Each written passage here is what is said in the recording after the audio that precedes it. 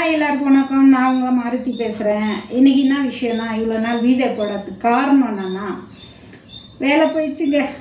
வேலை பண்ணுதல் என்ன பண்ணுறது ஏது பண்ணுறதுன்னு தெரியாமல் சில பேர் சூழ்ச்சியெல்லாம் போயிடுச்சு. அது விட அவங்க நல்லா இருந்துட்டு போட்டோம்.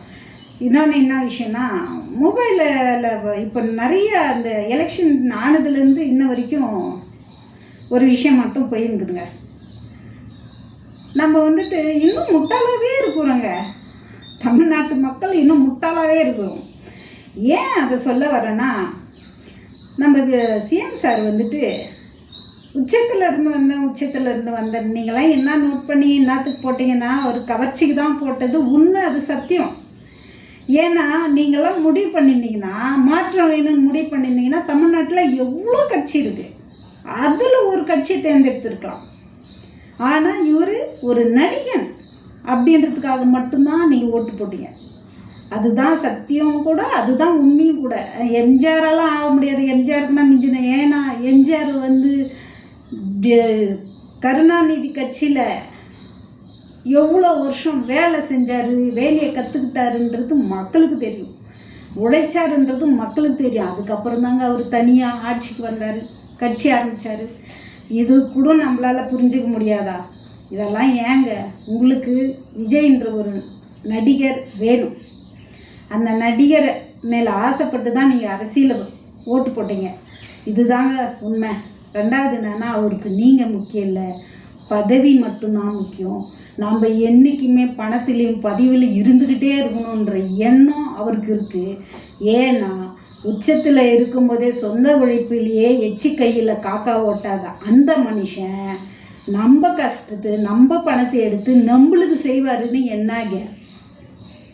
நம்ம உழைப்பில் வாழலான்னு வந்துக்கிற அந்த மனுஷன் நீங்கள் நோட் பண்ணி பாருங்கள். நோட் பண்ணி பாருங்கள்.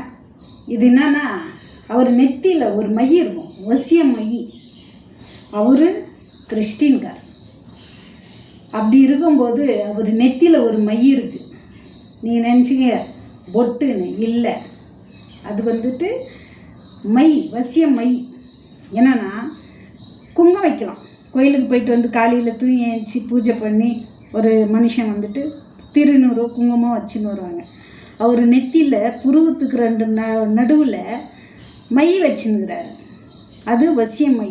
ஏன்னா பதவி, ஆசை. இது வந்து ஷூட்டிங் டைம்லேருந்து அவ்வளோ எப்போ சினிமாவில் நுழைஞ்சாரோ, அரசியலுக்கு வந்து அவர் அமைச்சர்னு பதவி இருக்கிறதுக்கு முன்னாடி வரைக்கும் நீங்கள் நோட் பண்ணி பாருங்கள், அவர் நெத்தியில் அந்த பொட்டு இருக்காது. அரசியலில் பதவி ஏற்ற அப்புறம்தான் அந்த பொட்டு அவர் நெத்தியில் இருக்குது. அரசியலில் பதவி ஏற்கிற அன்னிலேருந்து இன்ன நாள் வரைக்கும் மூஞ்சே கழுவ மாட்டாராங்க. ஆனால் கழுவ அவர் எனி டைம் அது வச்சுருக்கிறான்னா வசியம் பண்ணி, மக்களையும் வசியம் பண்ணி, அந்த பதவியும் நம்ம வசியம் பண்ணி வச்சுக்கணும். நம்மளை சுற்றி இருக்கிறவங்களால நம்மளுக்கு எதுவும் ஆகக்கூடாதுன்ற வசியமை அவர் நெத்தியில் இருக்குது. நீங்கள் நோட் பண்ணி பாருங்கள். பிரச்சாரத்துக்கு போகும்போது கூட அவர் நெத்தியில் ஒன்றும் இருக்காது. பதவி ஓட்டு போட அவர் வந்திருப்பார், அன்னைக்கு கூட அவர் நெத்தியில் ஒன்றும் இருக்காது. பதவி ஏற்கிறார் பாரு, அன்னிலிருந்து இன்ன நாள் வரைக்கும் அவர் நெத்தியில் அந்த வசியம் மை இருக்கு. உங்களெல்லாம் வசியம் பண்ணி அவரை வாழ நீ வேணால் நினச்சி பாருங்க. அவருன்னா வாரிசு இல்லாத அரசியலுக்கு வந்துக்கிறாரு. அவருக்கு அடுத்தது அவன் பையன் வர மாட்டாங்களா? நீங்களே வச்சு பாருங்கள். முட்டாளாகிறது தமிழ்நாட்டு மக்கள் மட்டும்தாங்க. இதை நீங்கள் புரிஞ்சுக்குங்க.